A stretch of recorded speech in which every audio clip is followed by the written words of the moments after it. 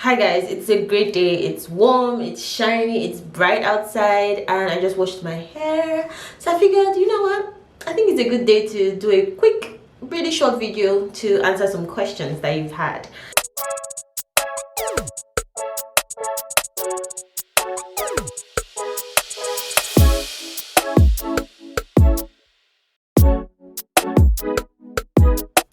My last video where I talked about the steps that you need to go through for the Canadian Express entry route, I got a lot of questions, especially from a particular Jovi. So I'm going to be answering those questions, and in this really quick short video, I know I say that all the time, but this is going to be really short. So first of all, guys, most of these questions you're asking are kind of like easy to find on Google, but okay, I'm going to answer them anyway.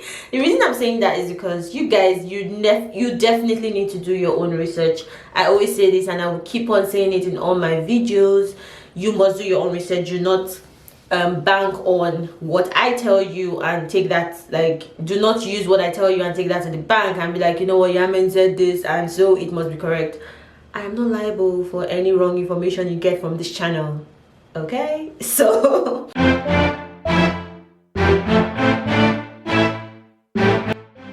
yeah, so the first question here is, did you have to move your funds from your Nigerian bank account to Canada? Is that required?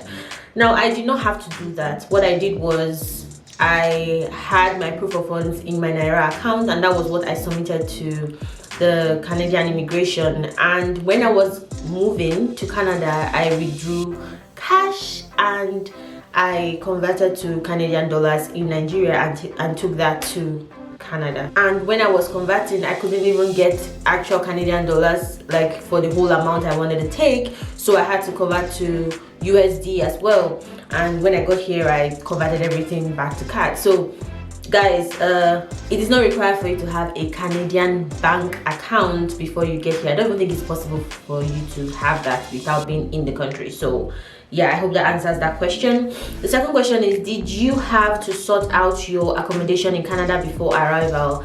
Yes, I did. Luckily for me, I had a family friend who I stayed with in Ontario when I landed. So even if you do not have anybody, there are Airbnb arrangements you can do, there are short stays you can do, there are hotels if you can afford it. So you should always sort out your accommodation before you come. You do not want to be stranded, especially if it's in the winter. You do not want to be stranded, trust me. So guys, get your accommodation ready.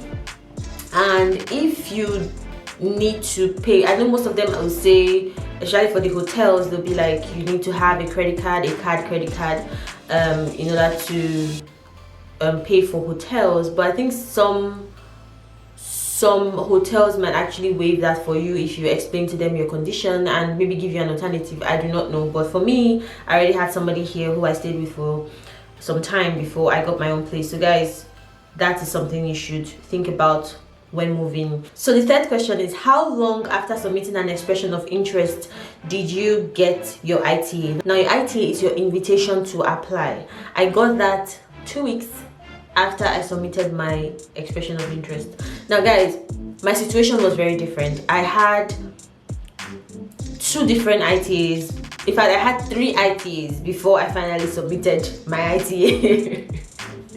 I had 3 ITAs before I finally submitted my final application, and that was because the first one I had to cancel for some reason, the second one I cancelled again for another reason, and the third one was when I finally submitted my application. Now guys, I'm not advising you to do what I did because my own circumstances were different, but I'm saying your circumstance is different. And at that time they were doing draws, I think every 2 weeks if I'm not mistaken. So I just had to wait a little bit to when I knew that they were going to do a draw, and then I submit my expression of interest again in order to get an ITA. So for me, it was, let's just say, 2 weeks to a month.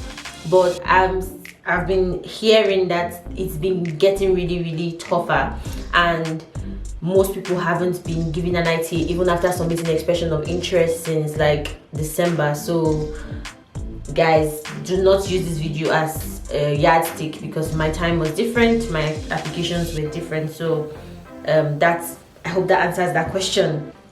So the fourth question is, did you choose a specific province you preferred to immigrate to, or was that assigned to you? Now, in the general express entry, you do not have to choose any specific province. Yes, you choose provinces that you are interested in, so that in case they want to send you provincial nominations, then they know that okay, you're already interested in this province. But it is not required, it is not necessary. If you are doing the general express entry, you can move to any province you want as soon as you land to Canada. So do not think that you have to do that. Now the pathway, which I haven't spoken on yet, so I think maybe my next video I'm going to talk about provincial nomination and explain what it's all about.